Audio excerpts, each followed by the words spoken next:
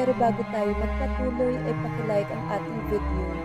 Ganon din ang subscribe button, pati na rin ang bell icon para lagi kayong updated sa mga parating ko pang mga uploads.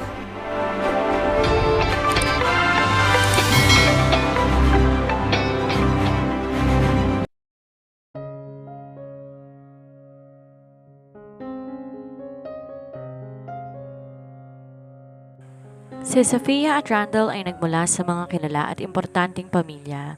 Bagamat magkakilala na sila mula pa nung bata sila, hindi na sila muling nagkita hanggang malaman nilang ipinagkasundo na silang ikasal. Tumanggi si Randall na pakasalan siya dahil hindi niya ito mahal at di naman niya talaga kilala. Nang malaman ni Sofia na ayaw ni Randall sa kasal, nabunutan siya ng tinig dahil hindi niya rin gustong magpakasal dito at may mahal siyang ibang lalaki. Dahil dito nakiusap siya sa kanyang mga magulang na kanselahin ang kasunduan, ngunit tumanggi ang mga ito. Pakiramdam kasi ng pamilya Custodio ay mas magbumuka silang makapangyarihan at masusunod kung itutuloy ang kasal, kaya naman napilitan silang tuparin ang pangako. Nagpatuloy lahat hanggang sa araw ng kasal. Nang matapos ang seremonya, ibinuhos ni Randall ang kanyang galit sa batang si Sofia dahil sa pagpipilit sa kanya sa kasal na ito at sa hindi pagtanggi rito gaya ng ginagawa niya.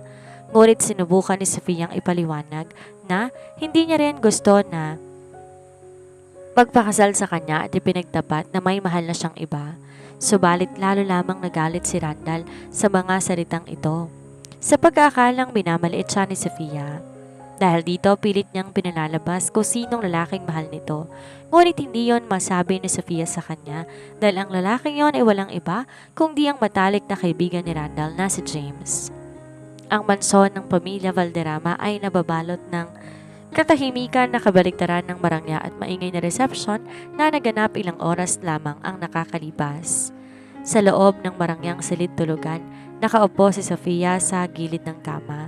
Suot ang kanyang mamahaling wedding gown. Ngunit walang bakas ng saya sa kanyang muka. Ang tayong naririnig niya lamang sa silid ay ang mabibigat na hakbang ni Randall habang pabalik-balik ito sa paglalakad. Halata na sumasabog ang dibdib sa galit. Bakit hindi ka man lamang tumanggi? Bulyaw ni Randall. Habang marahas sa tinatanggal ang kanyang bowtie at itinapon ito sa sahig. Nagawa kong ipahayag ang sarili ko sa mga magulang ko para lamang kanselahin ito.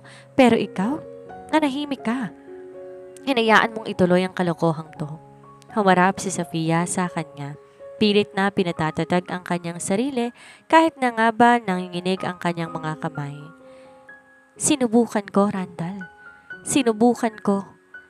Pero alam mo kung paano mag-isip ang mga kustodyo. Ang reputasyon at kapangyarihan lang ang mahalaga sa kanila. Wala akong laban sa kanila. Huwag mo kong idaan sa mga palusot mo. Galit na tugon ni Randall habang lumalapit kay Sofia tinitingnan to ng madilim. Pinilit mo ang kasal na ito dahil alam mong ito ang mag-aangat sa pamilya mo. At ngayon nakatari na ako sa isang babaeng hindi ko mahal at hindi ko naman talaga kilala. Di na napigilan ni Sofia ang kanyang emosyon. Nasaktan siya sa paratang ni Randall sa bugso ng damdamin. Ipinagtapat niya ang katotohanan ng matagal niyang itinago upang mapatunayan na hindi niya rin hinahangad ang araw na ito. Akala mo ba ikaw lang ang walan, Randall? Akala mo ba ikaw lang ang nagsasakripisyo? Sigaw ni Sofia habang umuusbong ang mga luha sa kanyang mga mata. Hindi rin kita mahal. At hindi kita mamahalin dahil may mahal akong ibang lalaki. Napatigil si Randall. Nanlaki ang kanyang mga mata sa gulat, ngunit mabilis tong napalitan ng mas matinding puot. Pakiramdam niya niyapakan ang kanyang pride bilang isang lalaki. Isang Valderrama, tinanggihan sa puso ng sarili niyang asawa. Anong sabi mo? Malamig at nanganganib ang tono ng boses ni Randall. Lumapit siya ng mas malapit, hinawakan ng mariin na magkabilang balikat ni Sofia. May mahal kang iba? Sino? Sino ang lalaki niya na mas pinipili mo pa kaysa sa akin? Nanginginig ang labi ni Sofia. Gustuhin man niyang isigaw ang pangalan ng lalaking nagpapatibok ng puso niya na natili siyang tikom. Paano niya sasabihin kay Randall na laging nandoon para sa kanya? Na ang lalaking tinutukoy niya walang iba kundi si James, ang matalik na kaibigan ni Randall. Ang pag-amin ay nangangahulugan ng pagsira sa pagkakaibigan ng dalawa. at di niya kayang danyosan na nag-iisang tao na nagbigay sa kanya ng tunay na kaligayahan. Magsalita ka, Sofia. Sino siya? Pagpapumilit ni Randall. Niyayanig ang mga balikat ng babae.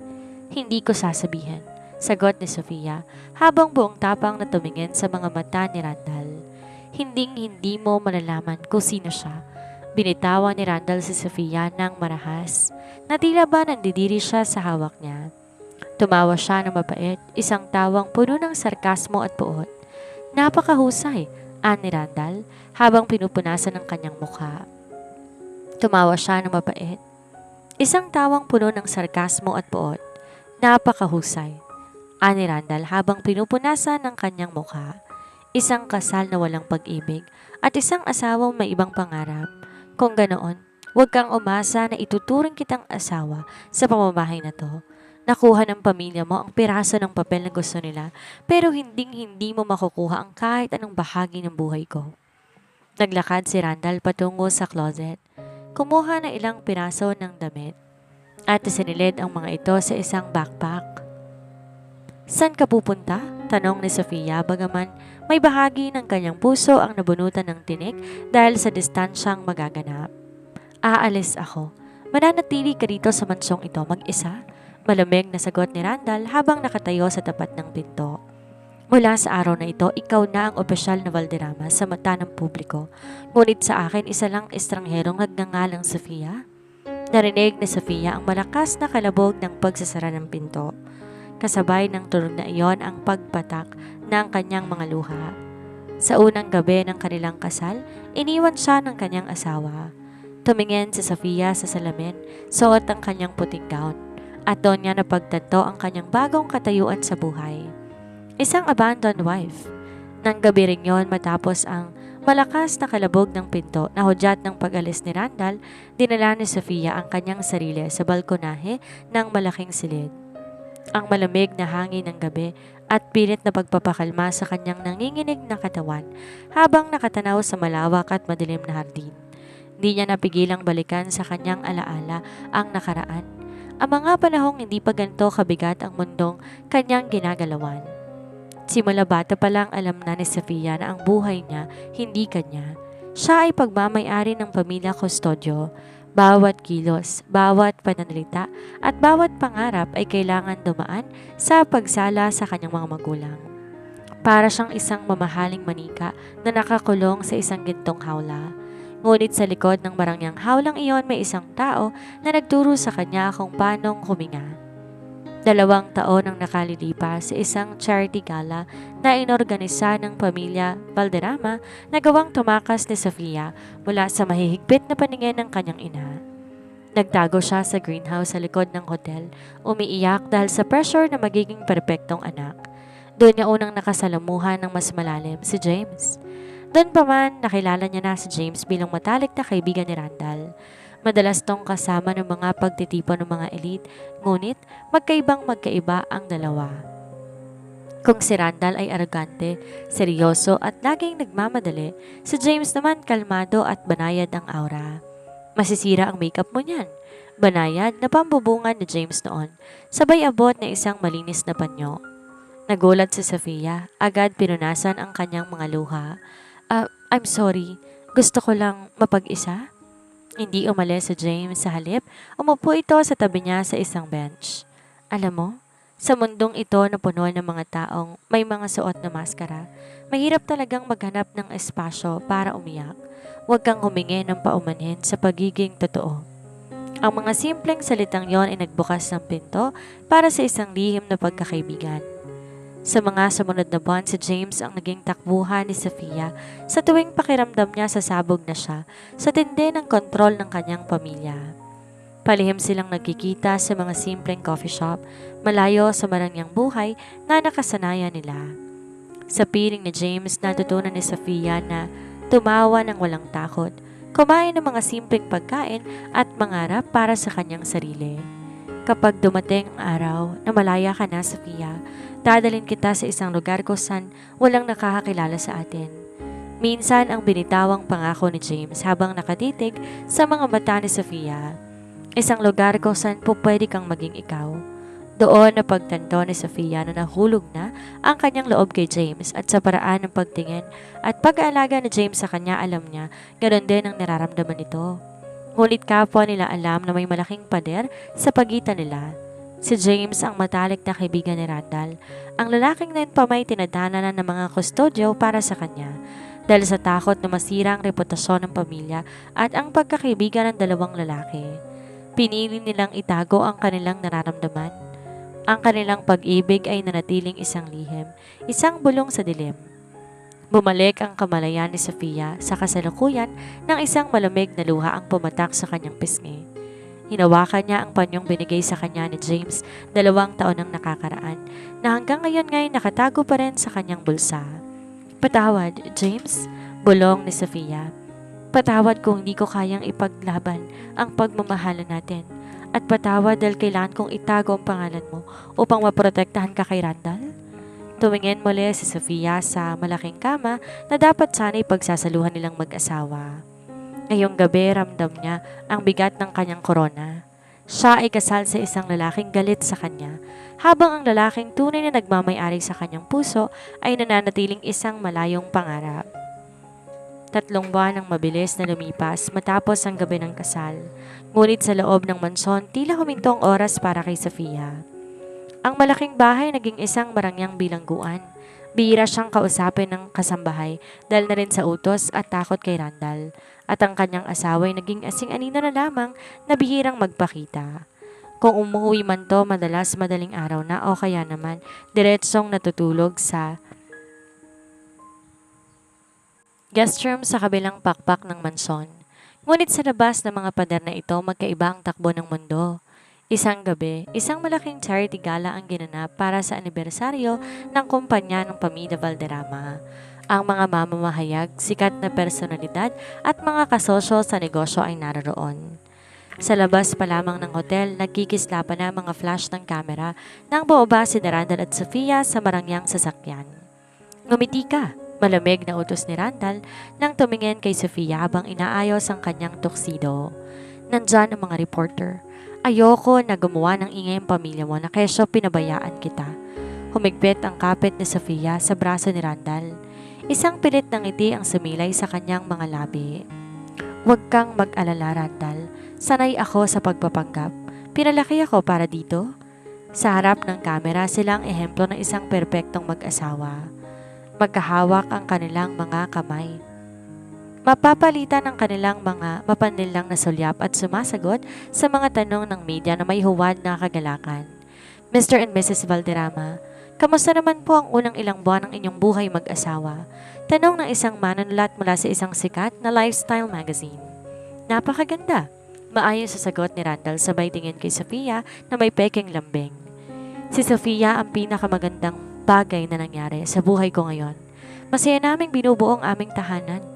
Totoo po yon, dagdag ni Sofia, pilit nilulunok ang bara sa kanyang lalamunan. Isang malaking biyaya ang makasamang isang lalaking katulad ni Randall. Matapos ang maikling panayam, agad na binitawan ni Randall ang kamay ni Sofia sa sandaling makalayo sila sa kumpol ng mga tao. Ang kanina'y mainit na hawak na palitan ng pamilyar na kalamigan. Diyan ka lang, may kakausapin lang akong kliyente. Walang emosyong sabi ni Randall bago tuluyang tumalikod at iniwan si Sofia sa gitna ng mataang bulwagan. Naiwan mag-isa si Sofia sa gilid. Hawak ang isang baso ng champagne. Pinagmamasdan ng kanyang asawa mula sa malayo. Gwapo, matagumpay, hinahangaan ng lahat, ngunit isang estranghero sa kanya. Naramdaman ni Sofia ang matinding pagod, hindi sa pisikal na aspeto, kundi sa bigat ng maskara na kailangan niyang isuot araw-araw. Para sa publiko at sa kanilang mga pamilya, siya ang mapalad na asawa ng isang Valderrama. Ngunit sa katotohanan, sa likod ng mga kumukutitap na ilaw at mamahaling hiyas, alam ni Sofia, siya ay nananatiling isang babaeng kinalimutan at iniwan ng sarili niyang tahanan. Naging matagumpay ang gabi para sa kumpanya. Ngunit para kay Sofia, bawat minuto tila isang parusa. Habang abala si Randall sa pakikipag-usap sa mga mayayamang investor na natili si Sofia sa isang madilim na sulok sa engrandeng ballroom. Pilit iniiwasan ang mapanuring mata ng mga aristokrata. Hindi ko akalaing makikita kitang nag-iisa sa ganito karaming tao. Isang pamilyar at baritonong tinig ni Sofia ang nagwala sa kanyang likuran. Agad na huminto ang tibok ng puso ni Sofia.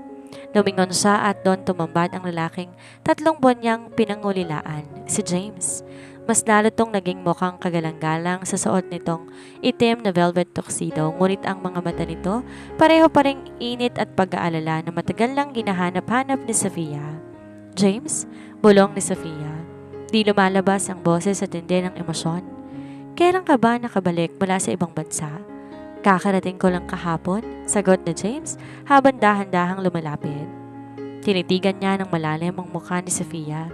Bilang taong pinakamalapit sa kanya, hindi nakaligtas kay James ang bahagyang pangitim sa ilalim ng mga mata ni Sofia at ang lungkot na pilit itinatago ng makapal na makeup. Sofia, masaya ka ba talaga? Ang simpleng tanong na iyon ay tila isang palaso na bumuon sa puso ni Sofia. Sa loob ng 3 buwan, walang nagtanong sa kanya kung kamusta siya. Ang tanging hiling lamang ng mundo, maging isang perpektong dekorasyon siya sa tabi ni Randall. James, wag dito. Pakiusap. Nanginginig na sabi ni Sofia habang nilalayo ang tingin upang hindi maiyak. Kasal na ako kay Randall. Kailangan nating tanggapin yon? Paano ko tatanggapin kung nakikita kong unti-unti kang namamatay sa kasal na to? Mahinang tugon ni James, ngunit bakas ang pait at galit sa kanyang boses. Alam kong hindi kanya mahal, Sofia, at alam ko hindi mo rin siya mahal. Huli na ang lahat, James. Bulong ni Sofia habang pilit na pinipigilan ang luha. Huli na. Di alam ng dalawa mula sa kabilang panig ng ballroom, natigil si Randall sa kanyang pakikipag-usap sa isang kliyente. Napansin ang kanyang matalas na paningin ng kanyang asawa na may kausap sa madilim na bahagi ng bulwagan. Nang mamukhaan niya kung sino ito, napakunot ang kanyang noo, si James at Sofia. Mula sa malayo, nakikita ni Randall ang kakaibang tensyon sa pagitan ng dalawa. Nakita niya paano tumingin si James kay Sofia, isang tingin na puno ng pag-aalaga at proteksyon, na hindi niya binigay sa isang lalaki sa asawa ng kanyang matalik na kaibigan. At si Sofia, na laging matigas kapag siyang kaharap, ay tila isang marupok na kristal na handang mabasag sa harap ni James. Isang kakaibang init ang biglang sumiklab sa dibdib ni Randall. Di niya mawari kung ito ba'y dahil sa kanyang nasaktang ego o sa isang emosyon na ayaw niyang pangalanan, selos. Binitawan ni Randall ang kanyang baso ng alak at nagsimulang maglakad patungo sa kinaroroonan ng dalawa. Habang ang kanyang mga mata nananatiling nakatitig sa bawat galaw ng kanyang asawa at ng kanyang matalik na kaibigan. Di natuloy ang paglapit ni Randall kina Sofia at James sa ballroom dahil bigla siyang inarang ng kanyang ama para ipakilala sa isang importanteng politiko. Gayunpaman, buong gabing nang-apoy ang kanyang isipan. Ang bawat sulyap, ang distansya ng dalawa at ang kakaibang lungkot sa mga mata ni Sofia tuwing titingin kay James ay hindi na nabura sa kanyang alaala. Pag-uwi sa mansyon na madaling araw, hindi dumiretso si Randall sa guest room gaya ng madalas niyang ginagawa.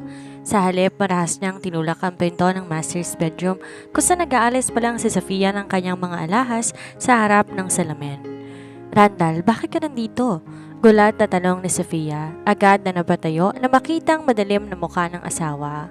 Sino siya, Sofia? Malamig ngunit mariing tanong ni Randall habang dahan-dahang lumalapit, tinatanggal ang kanyang tuxedo jacket at isinasara ang pinto sa likod niya. Napakunot ang noo ni Sofia na pilit pinapakalma ang mabilis sa tibok ng kanyang puso. Anong pinagsasasabi mo? Huwag mo kong gawing gago, sigaw ni Randall, dahilan upang mapasinghap si Sofia sa gulat.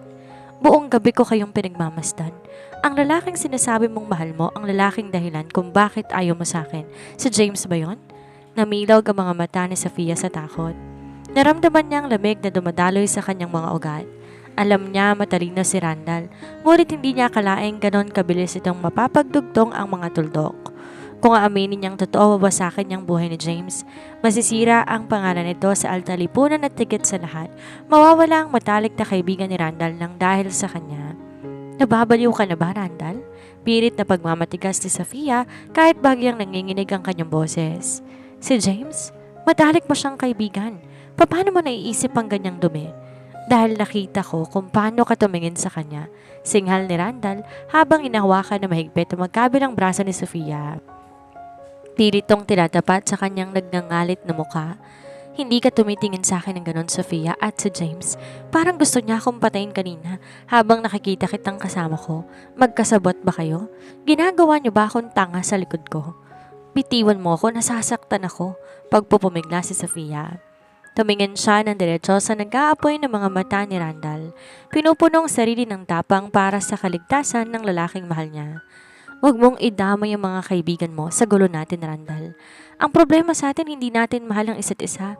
Huwag kang maghanap ng ibang sisisihin sa pagiging miserable ng kasal na ito. Binitawan siya ni Randall ng marahas. Hingal na hingal sa galit. Tinitigan niya si Sofia ng matagal, pilit na binabasa kung nagsisinungaling ito. Ang pagtanggi ni Sofia hindi nagpatahimik sa kanyang isipan. Bagkos, lalo nitong pinatindi ang hinala sa kanyang dibdib. Titingnan natin, Sofia, bulong ni Randall na may banta sa bawat salita bago tuluyang lumabas ng silid. Naiwang nakatayo si Sofia, yakap ang sarili habang mabilis na dumadaloy ang kanyang mga luha. Ang pader na nagpoprotekta sa kanilang lihim ay nagsisimula ng magbitak at alam niya, kaunting pagkakamali na lamang tuluyan na silang mawawasak. Pagkatapos ng gabing yon at matinding paghihirap, naging mas malamig pa sa yelo ang atmosfera sa loob ng mansyon. Di na halos umuwi si Randall. At kapag umuwi naman to ay para lamang magpalit ng damit nang di man lang tinatapon ang paningin sa direksyon ni Sofia. Ang bigat ng hinala, ang sakal ng pamilya Custodio at ang pangungulila kay James ay unti-unti lumalason sa isipan ni Sofia. Pakiramdam niya unti-unti na siyang nawawala ng hangin. Isang hapon, nakatanggap si Sofia ng tawag mula sa kanyang ina. Isang tipikal na tawag na puno ng paninita, paninermon at paalala na kailangan niyang ibigay ang lahat para natiling asawa si Randall sa kasal upang hindi mabulila sa mga ari-arian ng pamilya. Di na nakayanan ni Sofia. Sa gitna ng matinding emosyon, kinuha niyang susi ng kanyang kotse at mabilis na lumabas ng mansyon. Wala siyang patutunguhan. Ang gusto niya lamang ay makalayo. Kasabay ng kanyang pag-alis ang biglang pagbuhos ng napakalakas na ulan. Dumating ang lahat at naging zero ang visibility sa kalsada. Umiiyak si Sofia habang nagmamaneho. Lumalabo ang kanyang paningin hindi lang dahil sa bagsak ng ulan sa windshield, kundi dahil na rin sa mga luhang walang tigil sa pag-agos mula sa kanyang mga mata. Bakit ba ganito ang buhay ko? Ano bang kasalanan ko? Hikbi niya sa gitna ng kulog at kidlat. Sa isang matalim na kurbada sa madulas na highway, biglang may sumulpot na isang malaking truck mula sa kabilang linya. Nabigla si Sofia. Tinangka niyang itabi ang sasakyan at biglang inapakan ng preno, ngunit nawala ng kontrol ang gulong dahil sa dulas ng daan.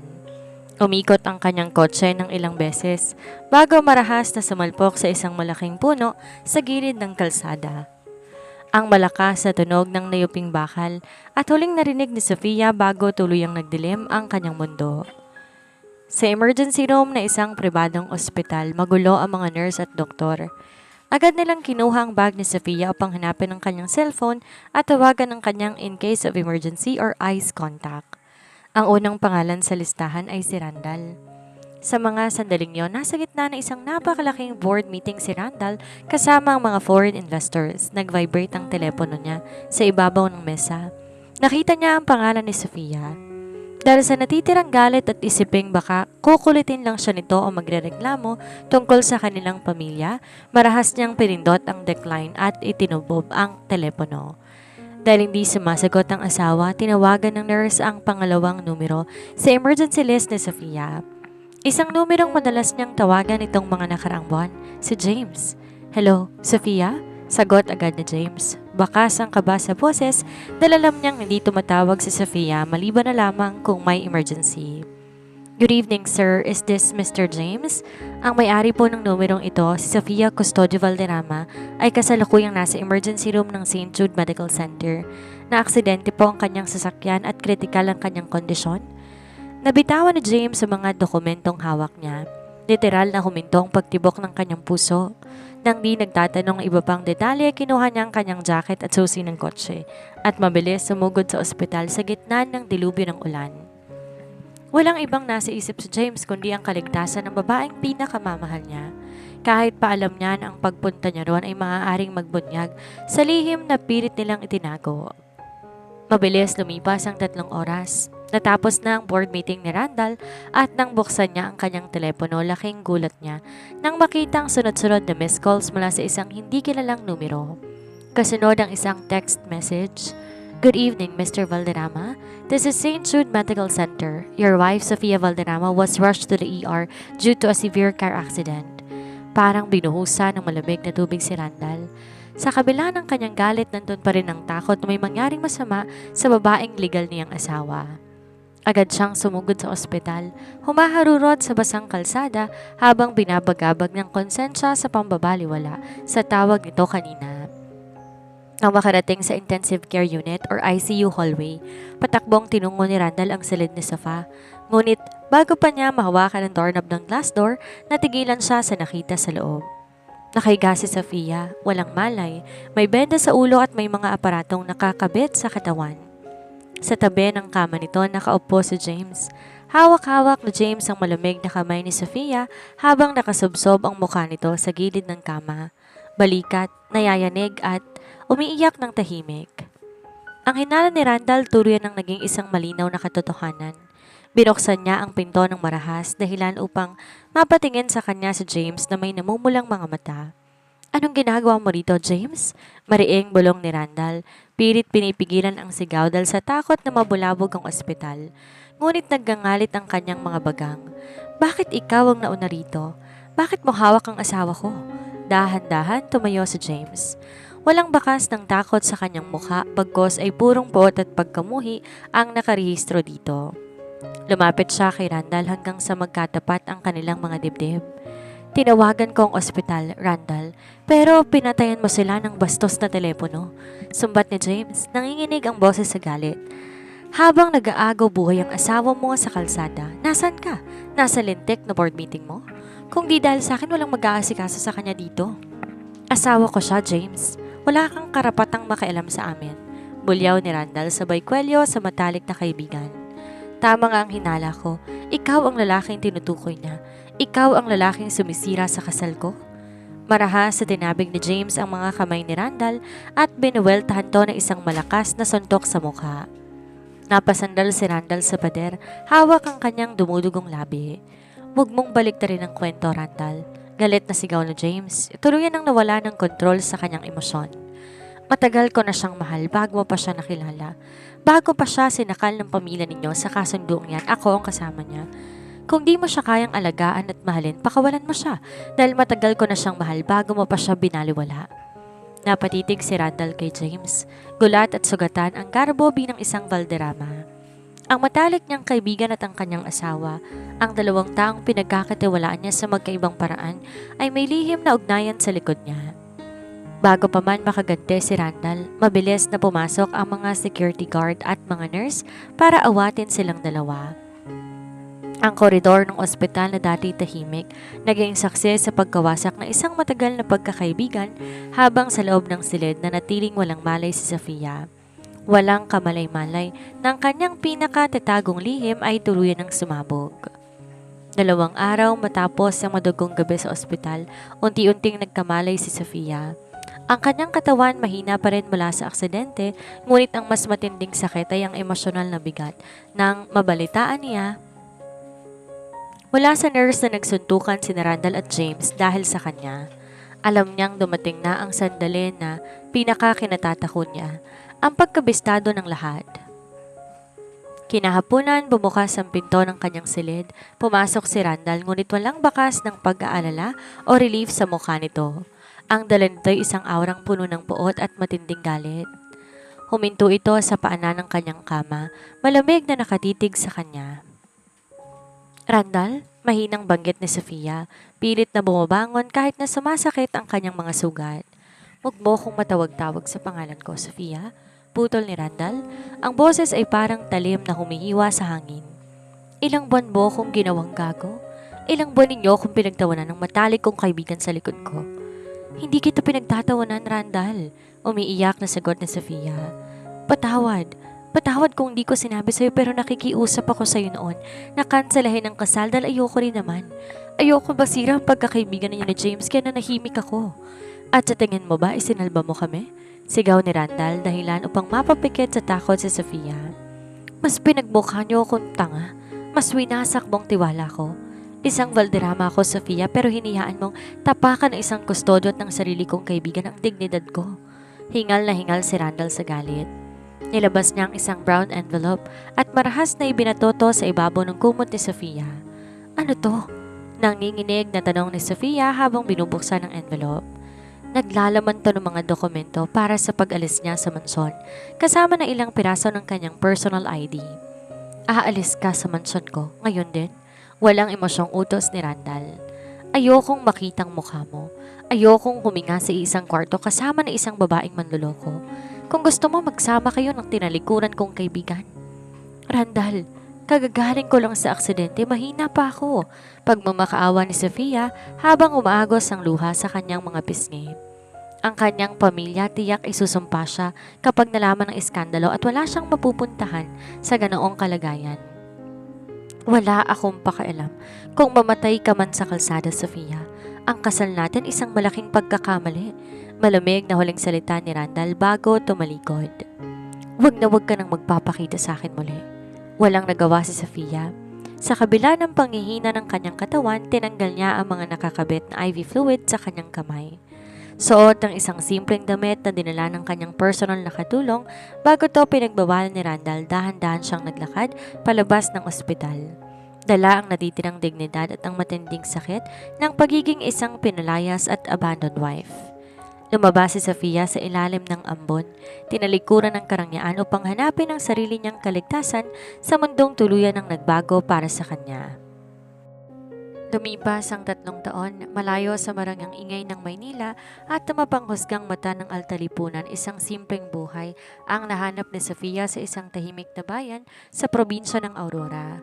Doon, hindi siya kilala bilang ang kontrobersyal na tagapagmana ng mga kustodyo o ang tinakwel na asawa ng isang Valderrama. Siya lang si Sofia, isang masipag na accountant sa isang lokal na kooperatiba ng mga magsasaka at mangingisda. Sa unang taon ng kanyang pag-alis, naging impyerno ang kanyang buhay. Totoo ang hinala niya. Sinumpa at tinakwil siya ng kanyang sariling mga magulang nang sumabog ang eskandalo upang isalba ang kanyang pangalan. Ngunit sa halip mawalan ng pag-asa, ginamit ni Sofia ang sakit upang tumayo sa sarili niyang mga paa.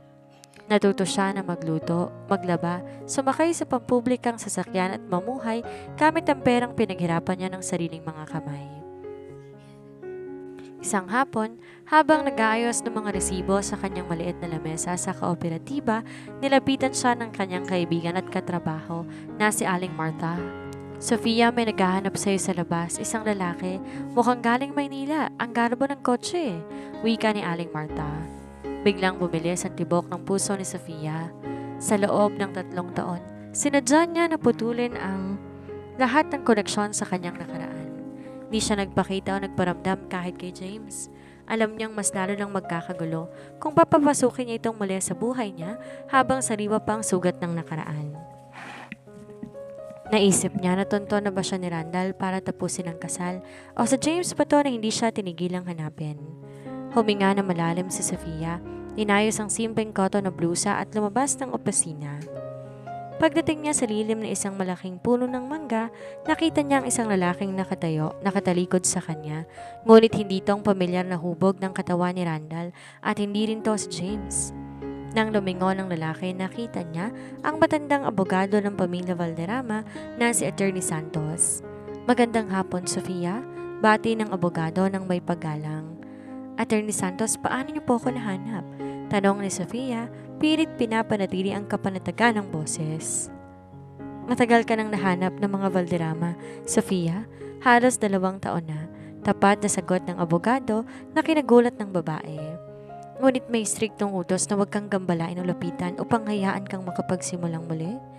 Inabot ni Attorney Santos ang isang maliit na bankbook at isang susi kay Sofia. Pinabibigay ito ng asawa mo para raw sa panimula mo. Tinitigan ni Sofia ang mga bagay na iyon. Pagkatapos, dahan-dahan niyang tinulak pabalik ang mga kamay ng abogado. Taglay ang isang matamis ngunit matatag na ngiti. Pakisabi po sa kanya, salamat. Pero hindi ko na kailangan ng pera ng mga Valderrama, saad ni Sofia na may buong paninindigan.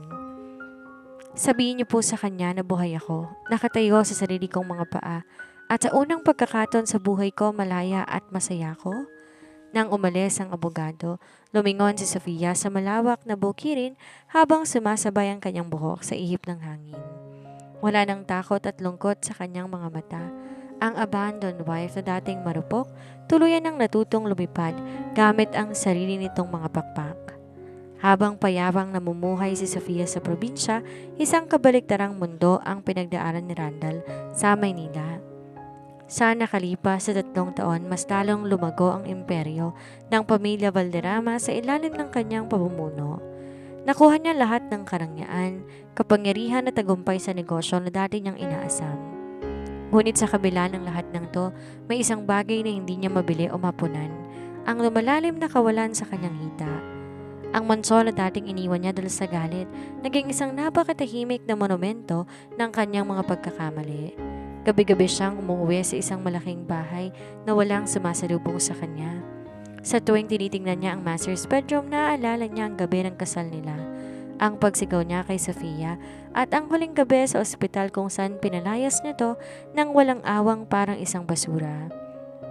Noong unang taon, binalot siya ng galit at garbo. Ngunit nang lumipas sa 2 at 3 taon, ang galit unti-unting natunaw at ang naiwan ay ang katotohanan ng matagal niya nang tinatanggi sa sarili. Mahal na niya si Sofia. Nahulog ang loob niya rito sa mga buwan ng kanilang bawal na pagpapanggap, sa mga simpleng segundong magkahawak ang kanilang kamay sa harap ng publiko at sa katatagang pinakita ni Sofia sa kabila ng kalupitan ng mundo. Ang selos niya kay James noon, di lang dahil sa nasaktang pride, kundi dahil sa takot na baka tuluyan nang mawala sa kanya ang babaeng unti-unti nang nagpapatibok ng kanyang puso. Isang gabi, pumasok si Attorney Santos sa opisina ni Randall at ibinaba ang bankbook at susi na binaligtad ni Sofia. Pinababalik niya Randall, malungkot na saad ng abogado. Sabi niya salamat pero hindi niya kailangan ng pera mo. Sinabi niya rin na sa unang pagkakataon, malaya at masaya siya nang wala ka. Napatitig si Randall sa ibinalik na bankbook. Naramdaman niyang isang matinding saksak sa kanyang dibdib. Ang babaeng binaliwala at iniwan niya ay mas masaya na ngayon nang wala siya sa buhay nito. Saan siya, attorney? Saan ko siya makikita? Basag ang boses na tanong ni Randall habang pilit pinipigilan ang pag-agos ng kanyang luha. Nasa isang maliit na bayan sa Aurora, Randall. Ngunit pakiusap, huwag mo na siyang guluhin kung di mo rin ang siya kayang parindigan. Paalala ng matanda bago lumabas. Nang mapag-isa, hinawakan ni Randall ang kanyang muka at doon, tuluyan nang bumuhos ang kanyang mga luha. Ang arogante at makapangyarihang Randall Valderrama tuluyang gumuho. Patawad, Sofia. Napakagago ko. Hikbi niya sa gilid. Hindi na kayang tiisin ni Randall bawat segundong wala ito. Nagpasya siya na iwan muna ang pamamahala sa kumpanya sa kanyang mga pinagkakatiwalaang tauhan. Nihanda niya ang kanyang sarili, di para pilitin si Sofia na bumalik bilang asawa, kundi para magmakaawa, humingi ng tawad at hanapin ang nawawalang piraso ng kanyang buhay na siya mismong nagtaboy. Ang umaga sa bayan ng Aurora, sinalubong ng banayad na ihip ng hangin mula sa dagat at ng ingay ng mga lokal na mamimili sa pamilihang bayan. Bitbit ang isang katutubong bayong naglalakad si Sofia sa gitna ng mga hilera ng sariwang gulay at isda. Suot ang isang simpleng summer dress, walang palamuti sa katawan at nakatali ng simpleng buhok. Mukha siyang isang ordinaryong taga-probinsya, ngunit ang kanyang kagandahan ay mas lalong kuminang dahil sa kapayapaan na mababaka sa kanyang mukha. Habang pumipili ng mga prutas, nakaramdam si Sofia ng isang pamilya na bigat sa paligid. Na tila may mga matang nakatitig sa kanya mula sa malayo. Dahan-dahan siyang lumingon. Sa dulo ng mataong eskinita ng palengke, nakatayo ang isang lalaki. Agaw eksena to sa lugar dahil sa matikas itong tindig. Kahit pa suot lang nitong isang simpleng puting linen shirt at maong. Si Randall. Napatigil si Sofia. Ang mundong 3 taon niyang tinalikuran, biglang naglaho at ang natira na lang ay ang lalaking nagdulot sa kanya ng pinakamatinding sakit. Ngunit sa pagkakataong to, walang galit sa mukha ni Randall. Ang mga mata nito na dating puno ng puot, lulubog lilitaw sa emosyon, puno ng pangungulila, pagsisisi at hindi mapantay ang labis na pananabik. Dahan-dahan lumapit si Randall, tila natatakot sa isang kurap lang ay maglalahong babaeng nasa harapan niya. Sofia, bulong ni Randall, nanginginig ang boses. Nang makalapit siya, nakita niya ang kaibahan ng kanyang asawa. Wala nang takot at iyaking Sofia na iniwan niya sa ospital. Ang nasa harap niya ngayon ay isang babaeng buo, matatag at malaya. Sofia, sa wakas, nakita na kita? Huminga na malalim si Sofia. Pinilit niyang pakalmahin ang kanyang puso, hindi dahil sa pag-ibig kundi dahil sa gulat. Tumingin siya ng diretso sa mata ni Randall, walang bakas ng galit kundi isang formal at malamig na distansya. Anong ginagawa mo rito, Randall? Mahinahon, ngunit matigas ang kanyang bansa. Nandito ako para sa'yo, agarang sagot ni Randall. Sinusubukan na hawakan ang kamay ni Sofia, ngunit dahan-dahang iniiwas to ng babae. Nasaktan si Randall sa kilos na iyon, ngunit alam niya karapat-dapat siya dito. Gusto kong humingi ng tawad, Sofia, sa lahat ng ginawa ko sa iyo, sa pag-iwan ko sa iyo, sa pagpapalayas ko sa iyo. 3 taon akong nabuhay sa impyerno dahil sa pagsisisi. Tumingin si Sofia sa paligid. Ayaw niyang gumawa ng eksena sa harap ng mga nakakakilala sa kanya sa bayan. Matagal na tayong tapos, Randall. Seryosong pahayag ni Sofia habang sinusukpit ang bayong sa kanyang braso. Ang Sofiang sinaktan at pinalayas mo, matagal lang namatay sa ospital na yon. Ang Sofiang nasa harap mo ngayon ay hindi mo na asawa. Kaya pakiusap, bumalik ka na sa Maynila at huwag mo nang guluhin pa ang tahimik kong buhay. Tinalikuran ni Sofia si Randall at nagsimulang maglakad palayo. Iniwan ang lalaking dati makapangyarihan, ngunit ngayon nakatayo sa gitna ng palengke. Luhaan, sugatan at tinikom ang bibig sa tindi ng pagsisisi. Di naging hadlang ang unang pagtanggi ni Sofia para sumuko si Randall.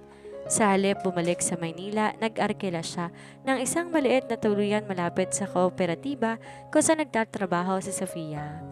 Ang dating aroganteng CEO na nakatira sa Barangyang Mansyon ay natutong mamuhay sa isang simpleng kwarto. Nagtitiis sa init at lamok, mamasdan lang kaligtasan ng kanyang asawa. Araw-araw bago pumasok si Sofia sa opisina, abang na si Randall sa labas. Di siya lumalapit ng marahas, nananatili lang siya sa ligtas sa distansya. Hawak ang isang payong kung umuulan o kaya nag-iiwan na simpleng almusal sa guardhouse ng kooperatiba.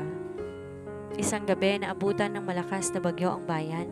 Gabi na, ngunit marami pang tinatapos na papeles si Sofia sa loob ng opisina. Nang patay niya mga ilaw sa labas, nagulat siya na makita si Randall nakatayo sa ilalim ng waiting shed, basang-basa habang yakap ang isang binalot ng pananghalian para sa kanya. Nanginginig to sa lamig, ngunit nang makita siya, sumila ang isang genuine at mainit na ngiti sa mga labi nito. Sofia, mabuti't lumabas ka na. Baka magkasakit ka sa gutom. Nanginginig ang boses ni Randall habang iniabot ang pagkain. Di na napigilan ni Sofia ang kanyang sarili. Ang 3 taong emosyon na pilit niyang kinulong ay biglang sumabog. Ano ba talaga ang gusto mo, Randall? Bakit mo ba ginagawa to? Sigaw niya sa gitna ng ingay ng ulan. Gusto mo ba akong makita na maawa sa'yo? Gusto mo ba akong bumalik sa impyernong buhay natin noon? Hindi, Sofia, hindi. Nagmamakaawang sagot ni Randall habang lumalapit ngunit agad ding huminto nang makitang dinala ni Sofia ang kanyang kamay sa dibdib bilang depensa. Lumuhod si Randall sa basang semento sa harap mismo ng kanyang asawa. Ang makapangyarihang Valderrama tuluyan ang sumungko sa pag-ibig. Nandito ako dahil mahal kita, Sofia. Pag-amin ni Randall habang umaagos ang luha na humahalo sa patak ng ulan sa kanyang mukha. Alam kong napakagago ko. Nung nalaman kong may mahal kang iba, nasakta ng pride ko, kaya binuhos ko sa iyo lahat ng galit ko. Pero ang totoo, nagsiselos ako dahil bago ko pa ma-realize na mahal kita, may nagmamay-ari na ng puso mo. Patawarin mo ako, Sofia. Handa akong magmakaawa araw-araw. Bigay mo lang sa akin ang pagkakataong bumawi. Tiningnan siya ni Sofia. Nakita niya ang purong pagsisisi sa mga mata ni Randall. Isang bagay na hindi niya akalaing makikita sa lalaking ito. Ngunit sa kabila ng pagluhod nito, naramdaman ni Sofia ang tibay ng sarili niyang puso. Ang sugat ng nakaraan gumaling na, ngunit nag-iwan to ng peklat na nagpapaalala sa kanya ng kanyang halaga. Tumayo ka dyan, Randall. Malamig at matatag na utos si Sofia. Iniwan mo ko nang walang-wala ako, nung sagatan ng katawan at kaluluwa ko. Ngayong buo na ako, ngayong binuo ko ang sarili ko nang wala ka. Huwag mo na akong danyosan muli gamit ang mga aircon mong salita ng pag-ibig. Ang pagpapatawad pwedeng ibigay, pero ang tiwala at pagmamahal matagal nang nawala kasabay ng pag-alis mo sa ospital. Tinalikuran siya ni Sofia, sumakay sa nag-iisang tricycle na dumaan. Iniwan si Randall na nakaluhod pa rin sa basang kalsada, unti-unting pinapatay ng katotohanan ng pag-ibig na huli niyang narealize ay maaaring hindi yan na kailanman muling makakamtan. Ang balita tungkol sa pananatili ni Randall sa Aurora ay mabilis na nakarating sa Maynila at di nagtagal na tunton din ni James ang lihim na kanlungan ni Sofia. Isang umaga, habang naglalakad si Sofia patungo sa kooperatiba, isang pamilyar na sasakyan ang huminto sa kanyang tapat. Bumaba ang isang lalaking matagal niya nang hindi nakikita, si James. Baka sa mukha nito ang pag-aalala, ang pagod sa paghahanap at ang parehong init ng pagmamahal na huli niyang nakita 3 taon nang nakalilipas. Sofia, basag ang boses ni James. Tila hindi makapaniwala na ang babaeng pinapangarap niyang iligtas ay nasa harap na niyang muli. Ngunit bago pa man makalapit si James, sumulpot si Randall mula sa kabilang panig ng kalsada, dala ang pamilyar nitong protektibong tindig. James, anong ginagawa mo rito? Matigas sa tanong ni Randall. Humaharang sa pagitan ni na James at Sofia. Muling nagtagpo ang dalawang matalik na kaibigan na sinira ng nakaraan. Ang tensyon sa pagitan nila agad na bumalik, handang sumabog tulad ng gabi sa ospital. Nandito ako para kay Sofia, Randall, singhal ni James, na ikuyom ang kanyang mga palad. 3 taon mo siyang pinabayaan at tinapon. Huwag mong sabihin hanggang ngayon aariin mo pa rin siya pagkatapos ng lahat ng ginawa mo. Alam ko nagkamali ako, James, pero asawa ko pa rin siya at nandito ako para bumawi. Sagot ni Randall, hindi umaatras. Tama na. Isang matalim at maring saway ang nagpatigil sa dalawang lalaki. Hinarap sila ni Sofia na may tuwid na likod, nakataas ang noo at walang bakas ng tagot o pagkagulat sa kanyang mga mata. Sa pagkakataong to, hindi na siyang premyo sa isang labanan ng dalawang lalaki. Siya nang may-ari ng kanyang sariling kwento. Tumingin muna si Sofia kay James. Ang mga matay may lambing, ngunit ito, lambing ng pamamaalam. James, salamat sa pagpunta mo rito. Salamat sa lahat ng pag-aalaga mo sa akin noon. Ikaw ang naging sandalan ko noong mga panahong sinasakal ako ng mundo. Pero ang pagmamahal ko sa iyo noon, bahagi na lang daw ng aking nakaraan, ng isang takot na Sofia na naghahanap ng matatakbuhan. Ngayong kaya ko nang tumayo sa sarili kong mga paa na pagtanto ko na ang pagmamahal na yon hindi pala sapat para sa isang habang buhay. Napanghina si James sa kanyang narinig. Nakita niya sa mga mata ni Sofia, tuluyan na itong nakalaya sa anino ng kanilang lihim na pag-ibig. Pagkatapos ay nanalapi ang tingin ni Sofia kay Randall na pansamantalang nakaramdam ng pag-asa, ngunit mabilis tong pinatay ng susunod na mga salita ng babae. At sa'yo naman, Randall, pinatatawad na kita. Pinatatawad kita sa lahat ng sakit, sa pag-iwan at sa pagpapalayas mo sa akin. Pahayag ni Sofia nang may nakakangilong kapanatagan. Ngunit huwag mong ipagkakamali ang patawad sa pagbabalik ng nararamdaman. Wala na akong galit sa'yo pero wala na rin akong pag-ibig pa o pakialam sa'yo. Ang puso ko hindi na tumitibok para sa kahit sino sa inyo. Ito'y tumitibok na lamang para sa aking sarili. Iniwan sila ni Sofia na kapwa nakatayo sa ilalim ng sikat ng araw, dalawang lalaking makapangyarihan sa kani-kanilang mundo, ngunit kapwa naging talunan sa harap ng isang babae na tuluyang nakahanap ng kanyang sariling lakas at kalayaan. Isang linggo matapos ang huling paghaharap, humiling si Sofia na isang formal na pagkikita, di sa palengke, di sa opisina ng kooperatiba, kundi sa isang tahimik na cafe sa bayan. Doon nag-aabang si Randall, balisa at hindi mapakali. Nang dumating si Sofia, may dala tong isang puting envelope. Naupo si Sofia sa tapat niya, seryoso ngunit kalmado. Nilabas niya ang mga dokumento mula sa envelope at maayos na nilatag ang mga ito sa ibabaw ng lamesa. Ano to? Kaba ang nangibabaw sa boses ni Randall habang binabasa ang pamagat ng papel. Petition for Declaration of Absolute Nullity of Marriage. Mga papeles para sa annulment ng ating kasal? Diretsong sagot ni Sofia. Inayos kong lahat sa tulong ng aking lokal na abogado rito. Wala akong hinihinging kahit magkano sa ari-arian o pera ng pamilya mo, Randall. Ang tanging gusto ko lang pangalan ko at ang kalayaan ko. Nanginig ang mga kamay ni Randall habang hawak ang mga dokumento. Tumingin siya kay Sofia. Ang kanyang mga mata ay nagmamakaawa. Sofia, pakiusap, huwag naman to. Handa akong maghintay kahit ilang taon. Kahit habang buhay magbago lang tingin mo sa akin. Huwag mo lang bawiin ang karapatan ko na maging asawa mo. Randall, ang pagpilit sa isang kasal na si Rana ay ang mismong dahilan kung bakit tayo naging miserable. Banayad, ngunit may penalidad na saan ni Sofia. Pinagkasundo tayo ng pamilya natin para sa kapangyarihan. Natapos ang kasal natin sa galit at sakit. Ngayong may pagkakataon tayong itamang lahat, huwag na natin pahabain pang pagkakamali. Tinitigan ni Randall ang bawat linya ng dokumento. Naalala niya paano niya pinilit si Sofia na lumabas ng ospital noon. Kung paano niya binato ang brown envelope upang palayasin to. Ngayon, ang gulong ng tadhana ay umikot. Si Sofia naman na nag-abot sa kanya ng mga papel, hindi dahil sa galit, kundi dahil sa kawalan ng interes na makasama siya. Napagtanto ni Randall na kung tunay nga niyang mahal si Sofia, hindi niya to dapat na itali sa isang lalaking nagdulot sa kanya ng labis na trauma. Ang tunay na pag-ibig sa pagkakataong to'y nangangahulugan ng pagsuko ng kanyang sariling kagustuhan para sa kapayapaan ng babaeng mahal niya.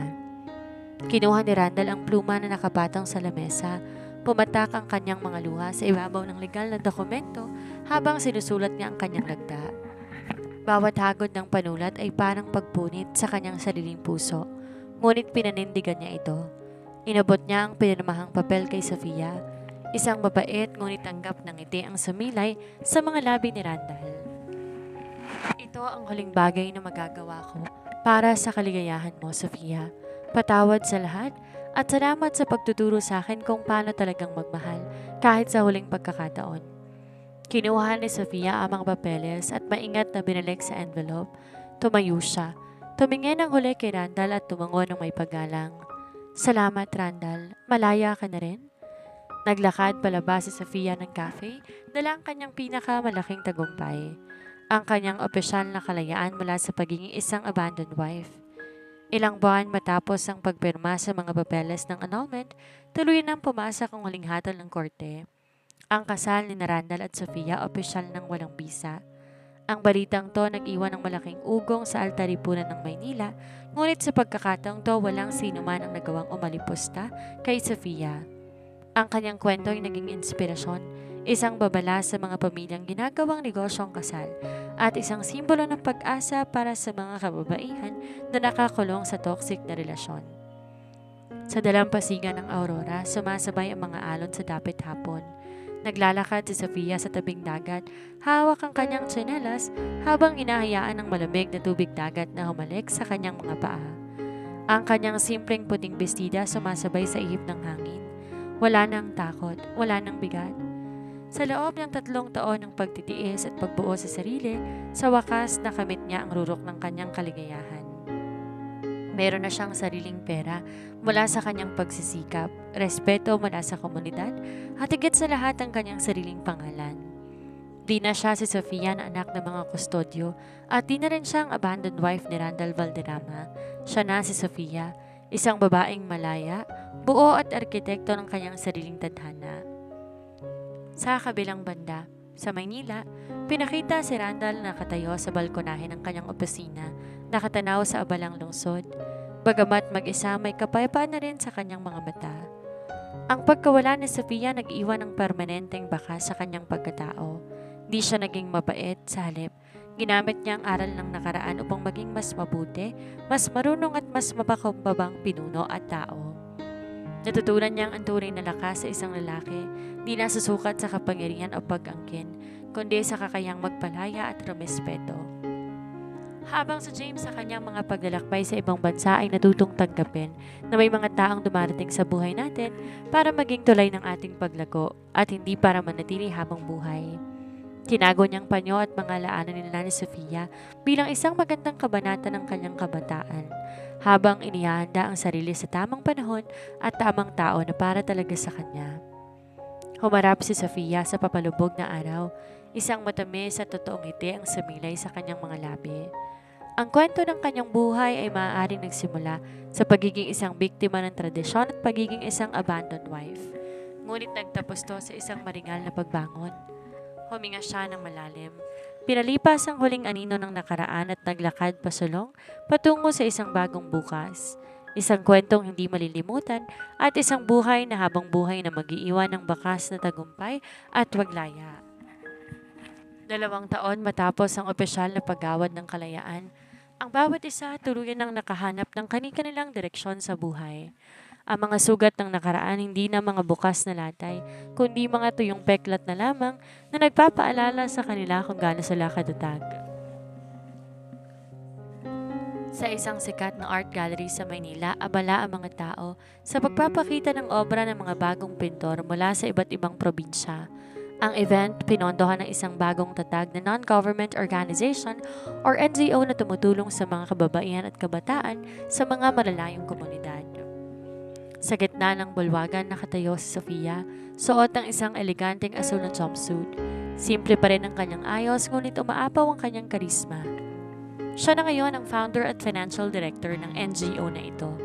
Ginamit niyang kaalaman niya sa accounting at ang kanyang naging karanasan sa probinsya upang magtayo ng isang institusyon na magbibigay boses at kabuhayan sa mga taong tulad niya noon. Mga taong pakiramdam ay iniwan at kinalimutan na ng mundo. Habang tinitingnan isang painting na isang babaeng lumilipad palabas ng hawla, isang pamilyar na boses ang narinig niya mula sa kanyang likuran. Napakagandang proyekto, Sofia. Binabati kita. Lumingon si Sofia at nakita niya si Randall. Mas matandain ang itsura nito ngayon. May kaunting seryosong aura, ngunit ang mga matay kalmado at tapat ang emosyon. Walang tensyon, walang ilangan. Lumapit to at nilahad ng kanyang kamay. Salamat sa pagdalo, Randall. Nakangiti ang sagot ni Sofia, sabay tanggap sa kamay ng dating asawa. Ang hawak na yon wala ng puot o pilit na pagpapanggap.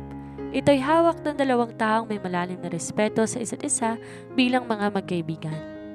Di ko pa pwedeng palampasin ang unang malaking event ng foundation mo, ani Randall.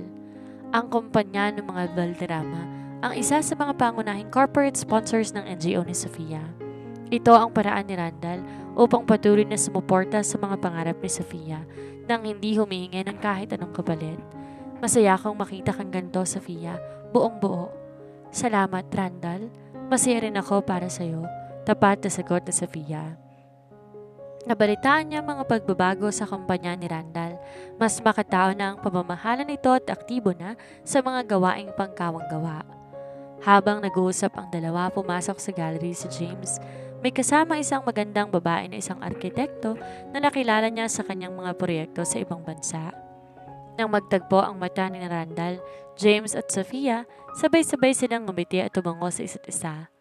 Ang dating matalik na pagkakaibigan ni Randall at James, hindi man lang muling bumalik sa dati.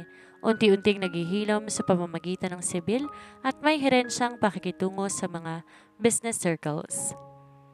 Nagpaalam si Randall upang tingnan ang iba pang mga obra, habang si Sofia naman naglakad patungo sa malaking bintana ng art gallery nakaharap sa papalubog na araw.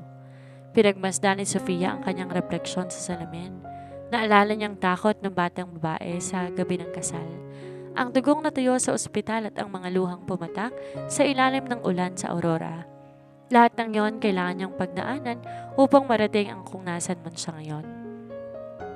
Ang titulong abandoned wife, di naging dulo ng kanyang buhay, kundi ito ang naging mitsa ng kanyang muling pagsilang.